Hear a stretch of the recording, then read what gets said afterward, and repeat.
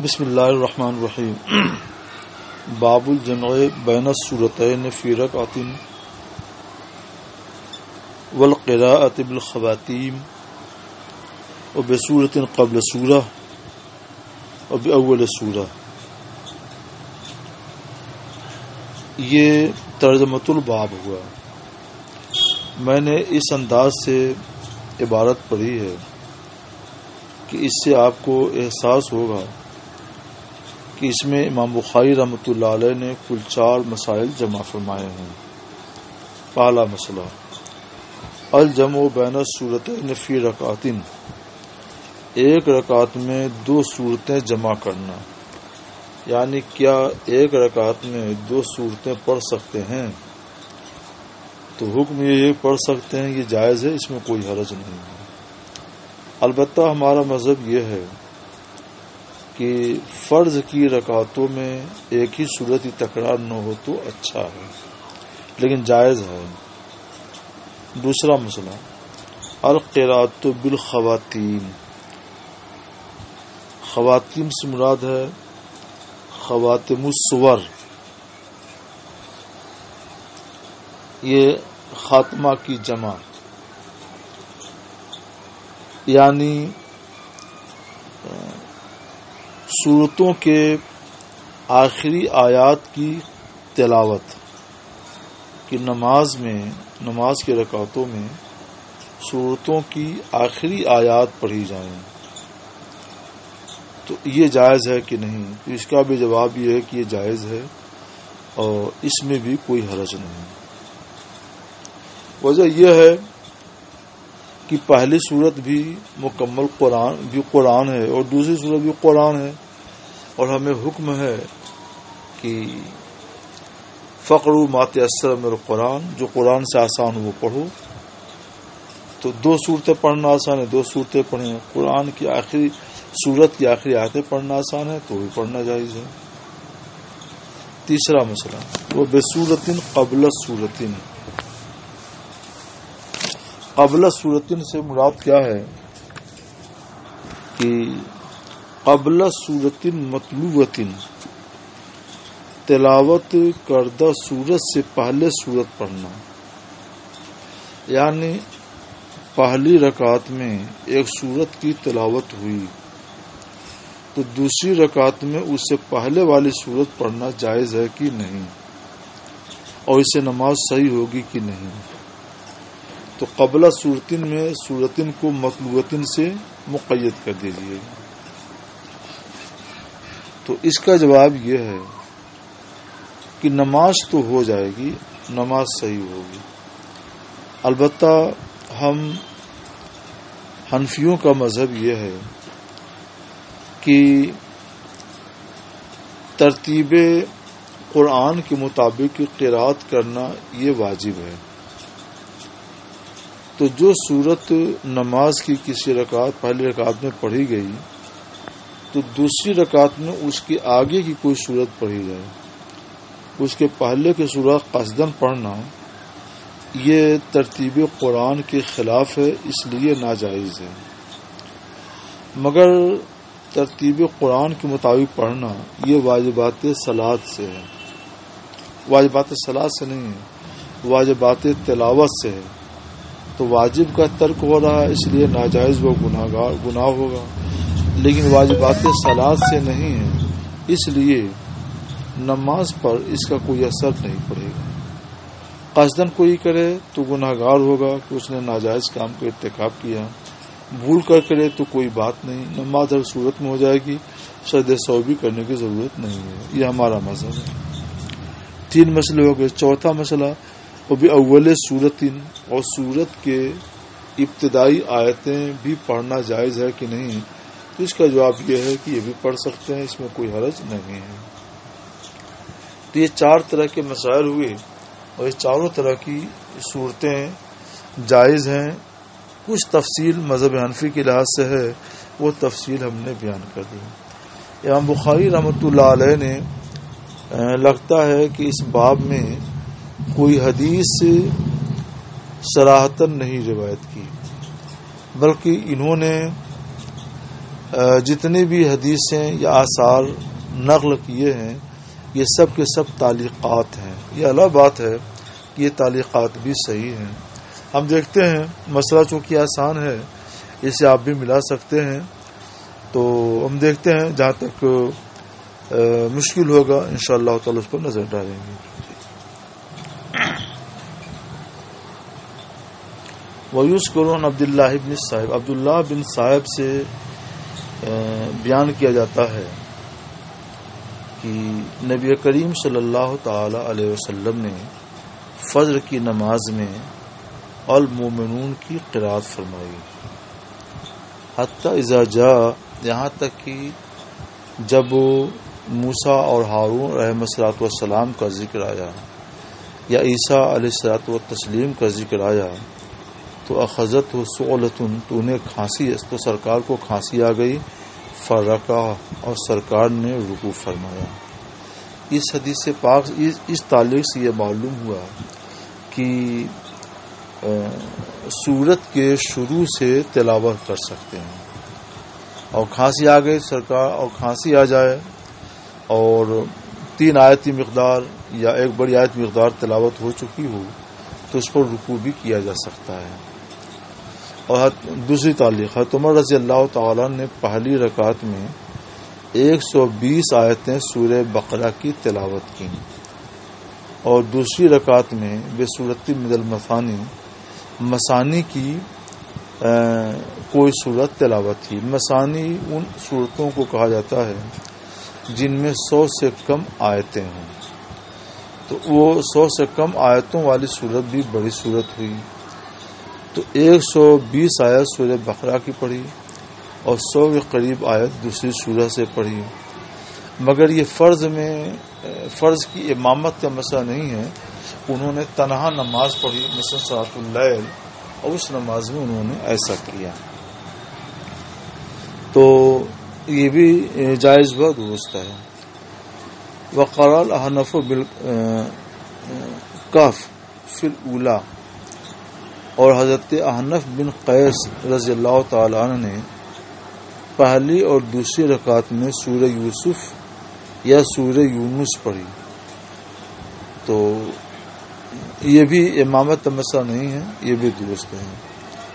اور انہوں نے بتایا کہ انہوں نے حضرت عمر رضی اللہ تعالی عنہ کے ساتھ فجر کی نماز پڑھی ان دونوں صورتوں کے ساتھ، یعنی انہوں نے فجر کی نماز پڑھائی اور سورہ یوسف یا سورہ یونس کی تلاوت فرمائی. عبداللہ بن مسعود رضی اللہ تعالیٰ نے 40 آیتیں سورہ انفال کی پڑھیں، اور پھر ثانیت، اور دوسری رکعت میں مفصل کی ایک سورہ پڑھی. مفصل کے بارے میں پہلے بتا چکا ہوں کہ 3 مفصل یہ 3 قسم کے ہیں: طوال مفصل، اوساط مفصل اور قصار مفصل. قصار مفصل لم یکن الذین کفروا سے لے کر والناس تک ہے.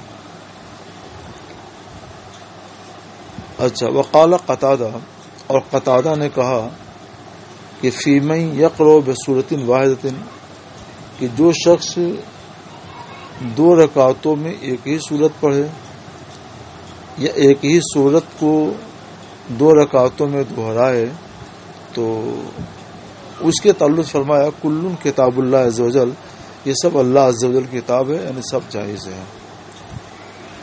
اور عبید اللہ بن عمر عمری کا بیان ہے کہ حضرت انس رضی اللہ تعالی عنہ نے فرمایا کہ کانا رجل من الانصار، ایک انصاری صحابی مسجد قباء میں لوگوں کی امامت کرتے تھے.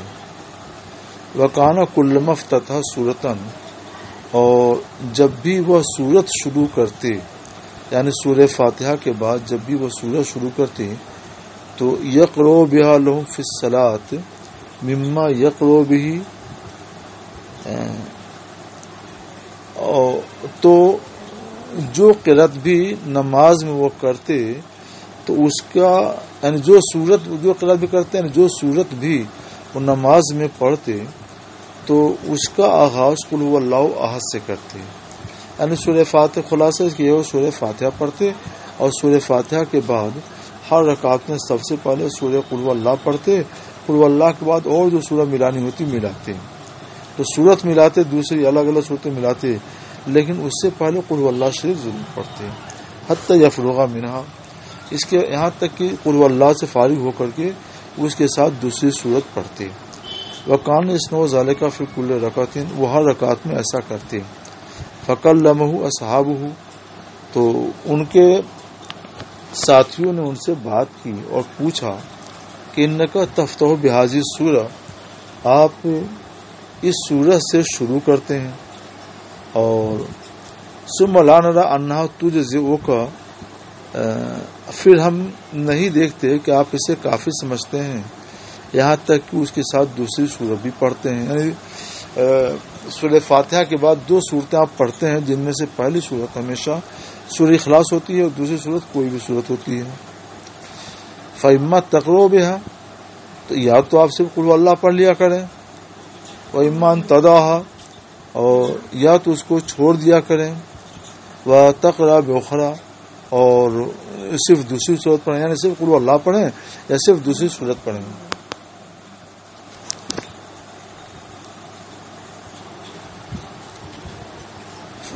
اچھا، فقال، تو یہ سن کر ان انصاری نے فرمایا، ان کا نام تھا کلثوم بن حدن رضی اللہ تعالی، ما انا بتارکی ہے، میں تو قل هو اللہ شریف پڑھنا نہیں چھوڑوں گا، اگر تمہیں پسند ہو کہ میں تمہاری امامت اسی طور پہ کروں تو میں کروں گا، اور اگر تمہیں یہ ناگوار ہو تو میں امامت سے دستبردار ہو جاؤں گا۔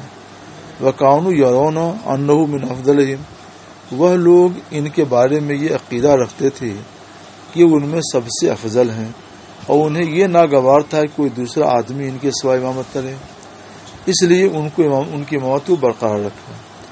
جب ان کے پاس نبی کریم صلی اللہ تعالی علیہ وسلم آئے تو اخبروہ الخبر، تو انہیں پورا واقعہ سنایا، تو یعنی ان حضرات نے پورا واقعہ سنایا کہ کلثوم بن حدن ایسا کرتے ہیں، اور ہم لوگوں نے یہ عرض کیا تو انہوں نے یہ جواب دے دیا۔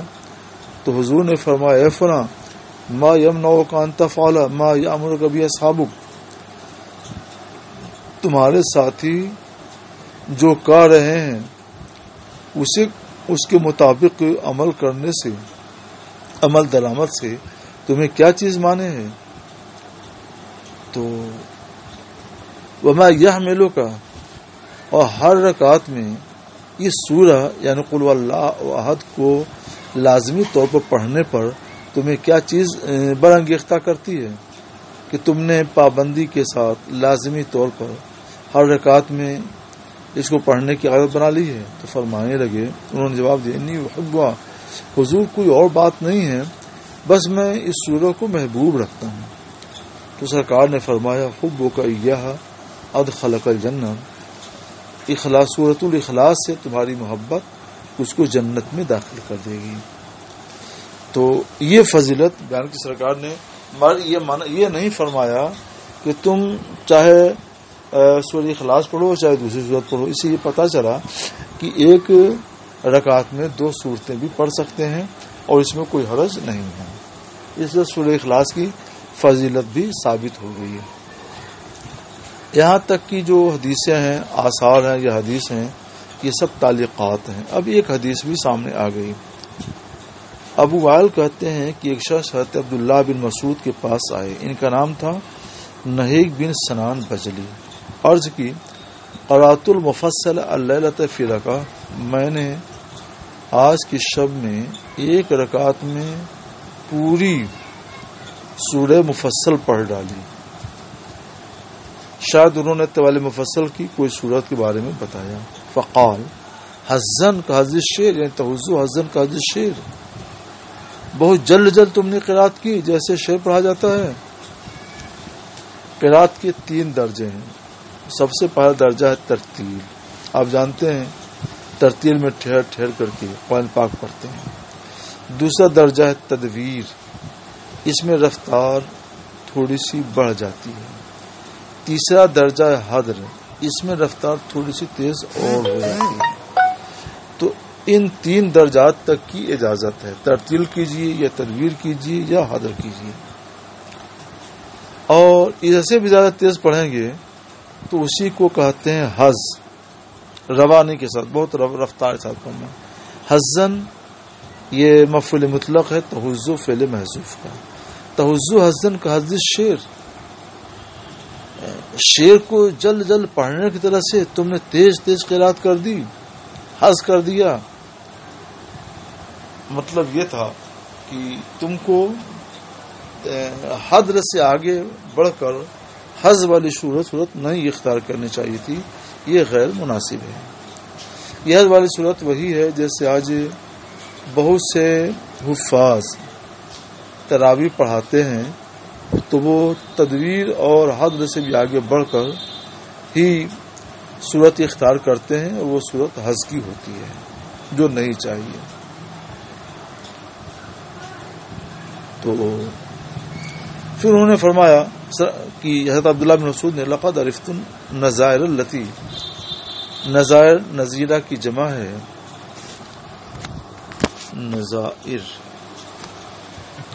نظائر یہ نظیرہ کی جمع ہے، ان صورتوں کو کہتے ہیں جو مقدار کے لحاظ سے ایک دوسرے کے مشابہ ہیں۔ مثلا ایک میں 100 آیت ہے تو دوسری میں بھی 95 سے 100 یا 101 یا 102 آیتیں ہیں۔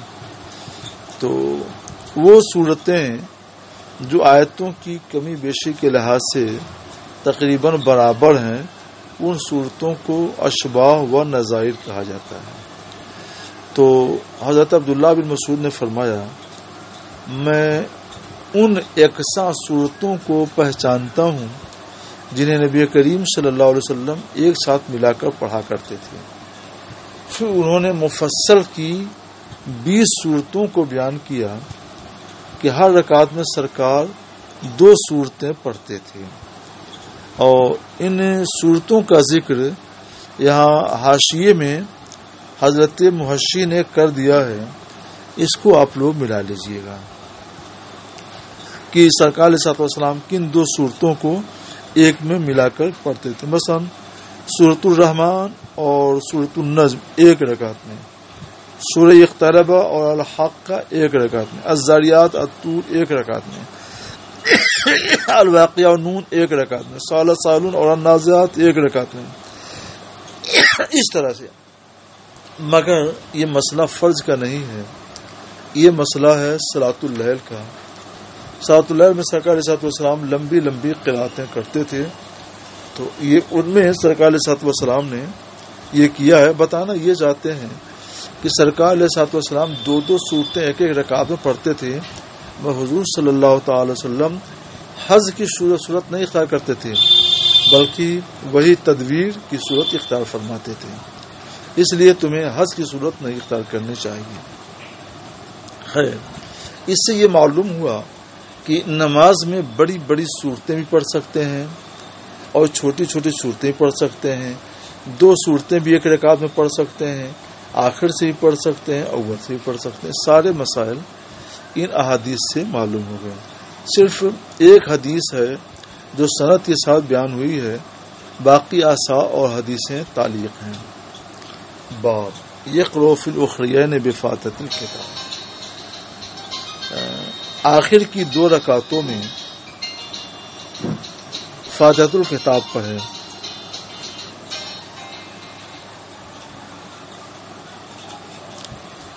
بعد کی 2 رکعتوں میں، یعنی 4 رکعت والی نماز ہے تو بعد کی 2 رکعتوں میں سورہ فاتحہ پڑھے، یعنی سورہ فاتحہ پر اکتفا کرے، یہ امام کے لیے ہے۔ اور باقی منفرد تو سورہ فاتحہ صورت ایک ساتھ ایک صورت اور ملا لے تو کوئی بات نہیں، وہ اچھا ہے، افضل ہے۔ تلاوت جتنی زیادہ کرے گا ثواب اتنا ہی زیادہ ملے گا۔ اس کی اصل یہ حدیث پاک ہے کہ نبی کریم صلی اللہ تعالی وسلم ظہر کی پہلی 2 رکعتوں میں سورہ فاتحہ اور 2 صورتیں ملا کر پڑھتے تھے، اور بعد کی 2 رکعتوں میں ام الکتاب یعنی سورہ فاتحہ پڑھتے تھے، صرف سورہ فاتحہ پڑھتے تھے. وَيُسْمِعُونَ الْآیَةَ، اور کبھی کبھی سرکار بلند آواز سے بھی، سرکار کبھی کبھی بلند آواز ہو جاتی تو ہم لوگ آیت کو ایک آیت سن لیتے تھے. پہلی رکعت سرکار کی طویل ہوتی اور دوسری رکعت اس کے لحاظ سے کچھ مختصر ہوتی. ایسا ہی عصر میں بھی اور ایسا ہی فجر میں بھی سرکار کرتے ہیں. باب من خافت القراءۃ فی الظہر والعصر، ظہر اور عصر کی نماز میں پست آواز سے قرات کریں گے. یہاں وہی دہاڑ ہلنے والی حدیث ہے. اذا اسمع الامام الآیہ، یہ ابھی حدیث آپ نے پڑھی، یسمعون الآیۃ احیانا. باب یطول فی الرکعۃ الاولی، پہلی رکعت کی قرات کچھ طویل کرے، تھوڑی طویل کرے، زیادہ نہیں. ابھی یہ حدیث کئی بار آپ پڑھ چکے ہیں. باب و جہر الامام بالتامین، تامین، امام بلند آواز سے آمین کہے. تامین کا معنی ہے آمین کہنا. آمین کا معنی ہے استجب، یعنی یہ اللہ تو قبول فرما لے. تو چونکہ یہ دعا ہے اور یہ خود قرآن پاک کی آیت نہیں ہے، اس لیے اس کو قرآن پاک سے اعلیٰ لکھا اور پڑھا جاتا ہے. البتہ آمین نماز میں پڑھی جائے تو اس کے بارے میں ہمارے ائمہ کے درمیان اختلاف پایا جاتا ہے. امام شافعی رحمۃ اللہ علیہ کا مذہب یہ ہے کہ امام بلند آواز سے آمین پڑھے، اور امام اعظم کا مذہب یہ ہے کہ امام اور یا مقتدی دونوں پست آواز سے آمین کہیں. اس بات پر دونوں اماموں کا اتفاق ہے کہ پست آواز سے بھی آمین پڑھنا جائز ہے اور بلند آواز سے بھی آمین پڑھنا جائز ہے. البتہ افضل کیا ہے؟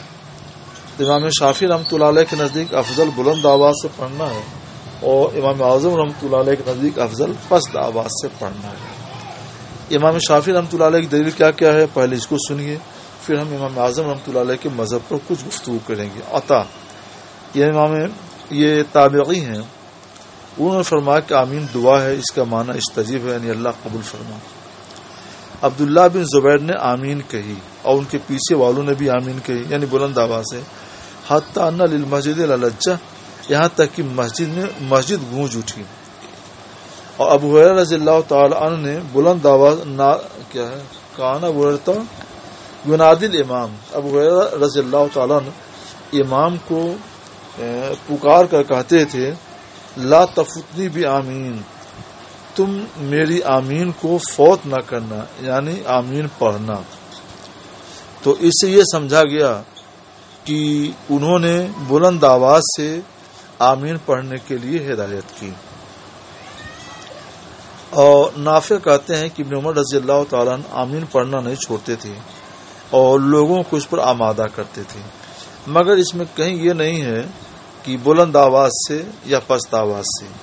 بس عبداللہ بن زبیر والی جو حدیث ہے اس میں یہ ہے کہ وہ اور ان کے مقتدیوں نے بلند آواز سے آمین کہی یہاں تک کہ مسجد گونج اٹھی. اس کے بعد جو حدیثیں جو آثار ہیں، ان آثار میں نہ پست آواز کا ذکر ہے اور نہ بلند آواز کا ذکر ہے. وسمیعت من فی ذلک، نافع کہتے ہیں کہ میں نے اس سلسلے میں حضرت عبداللہ بن عمر سے سنا، عبداللہ بن عمر رضی اللہ تعالیٰ سے ایک حدیث بھی سنی، مگر اس سلسلے میں سنی تو اس سے لگتا ہے کہ اس حدیث میں بھی یہ صراحت نہیں ہے کہ بلند آواز سے یا پست آواز سے. ابو ہریرہ سے روایت ہے رسول اللہ صلی اللہ تعالی وسلم نے فرمایا کہ جب امام آمین کہے تم لوگ بھی آمین کہو، کیونکہ جس کی آمین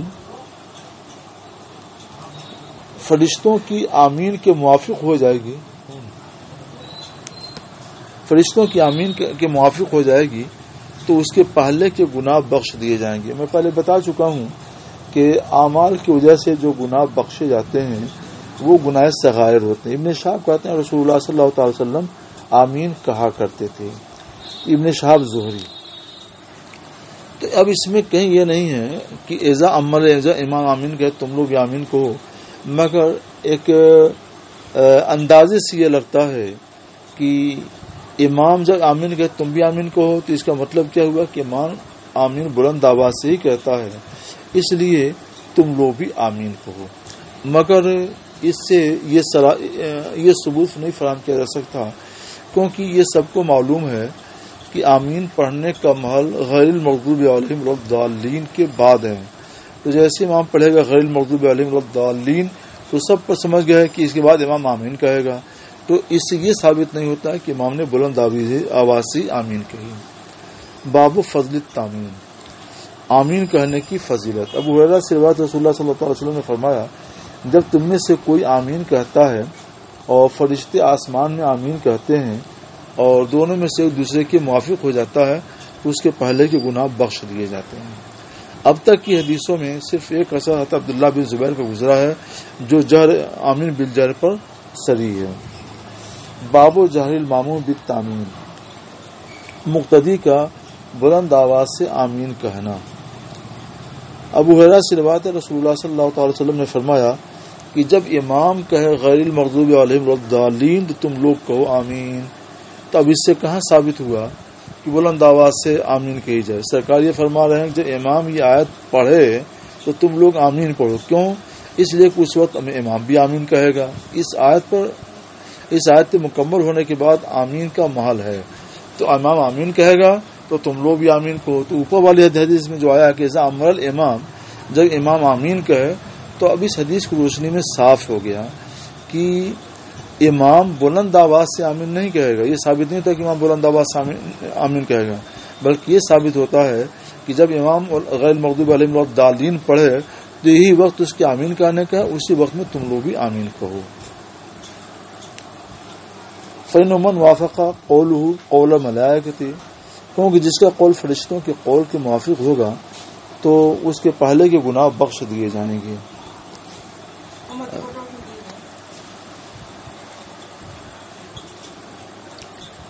تو یہاں تک جناب والا آمین کی گفتگو ہو گئی. اس میں کوئی بھی حدیث صریح نہیں ہے، حدیث مرفوع، حدیث نبوی، جس سے یہ کہا جائے کہ آمین بالجہر افضل ہے، سوائے حضرت عبداللہ بن زبیر رضی اللہ تعالیٰ عنہ کے ایک عمل کے، اس کے سوا کچھ نہیں. اس کے برخلاف حنفیہ اس حدیث سے استدلال کرتے ہیں کہ علقمہ بن وائل اپنے والد سے روایت کرتے ہیں کہ انہوں نے نبی کریم صلی اللہ علیہ وسلم کے ساتھ نماز پڑھی. فلما بلغ غیر المغضوب علیہم ولا الضالین قال آمین واخفا بها صوتہ، انہوں نے پست آواز سے آمین کہی. اس میں اخفا بها صوتہ کا لفظ ہے، انہوں نے پست آواز سے آمین کہی.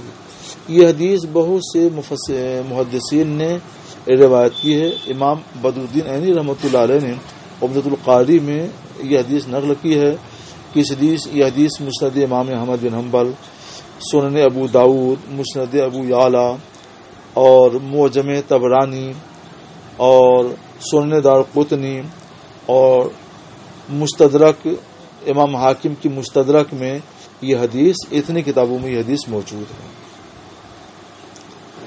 اور امام حاکم رحمۃ اللہ علیہ نے اپنی ایک کتاب کتاب القراءت میں جہاں یہ حدیث نقل کی ہے تو وہاں وہ خفضہ بها صوتہ کا لفظ ہے کہ جب آمین کہا تو آواز پست کی.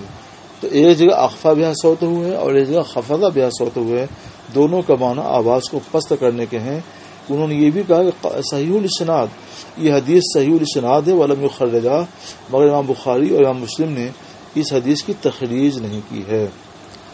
دوسری دلیل ہماری یہ ہے کہ کتاب الاثار میں امام محمد بن حسن رحمۃ اللہ تعالی علیہ نے یہ حدیث تخریج کی ہے کہ امام ابراہیم نخعی رحمۃ اللہ علیہ نے فرمایا کہ اربعن، 4 چیزوں کو امام پست آواز سے کہے گا.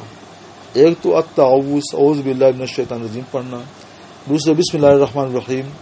تیسرے سبحانک اللہم و بحمدک، سبحانک اللہم یعنی ثنا. اور چوتھی چیز آمین. تو یہ اثر ہوا ایک تابعی کا. تیسرا سنیے، امام طبرانی نے تہذیب الآثار میں یہ حدیث نقل کی ہے حضرت ابو وائل سے. وہ فرماتے ہیں کہ لم یکن عمر و علی رضی اللہ تعالیٰ عنہما، حضرت عمر اور حضرت علی رضی اللہ تعالیٰ عنہما بسم اللہ الرحمن الرحیم بلند آواز سے نہیں پڑھتے تھے اور نہ ہی آمین بلند آواز سے پڑھتے تھے. وقالوا ایضا، انہوں نے یہ بھی کہا کہ آمین دعا ہے اور دعا میں اصل اخفا ہے. اب یہاں دیکھیں حضرت عمر فاروق اعظم رضی اللہ تعالیٰ عنہ اور حضرت مولا کائنات علی مرتضیٰ رضی اللہ تعالیٰ عنہ یہ بہت بڑے جلیل القدر صحابی اور فقیہ ہیں. تو ان کے قول کے مقابل میں جب حضرت عبداللہ بن زبیر کا فعل آئے گا تو اس کا وہ مقام نہیں ہوگا جو مقام و مرتبہ حضرت علی اور حضرت عمر فاروق اعظم رضی اللہ تعالیٰ عنہ کے ارشاد کیا ہے. اس وجہ سے امام اعظم ابو حنیفہ رحمۃ اللہ تعالی علیہ یہ کہتے ہیں کہ پست آواز سے آمین کہنا افضل ہے. جائز ہے پست آواز سے کہنا بھی جائز اور بلند آواز سے بھی کہنا جائز، مگر افضل پست آواز سے کہنا ہے.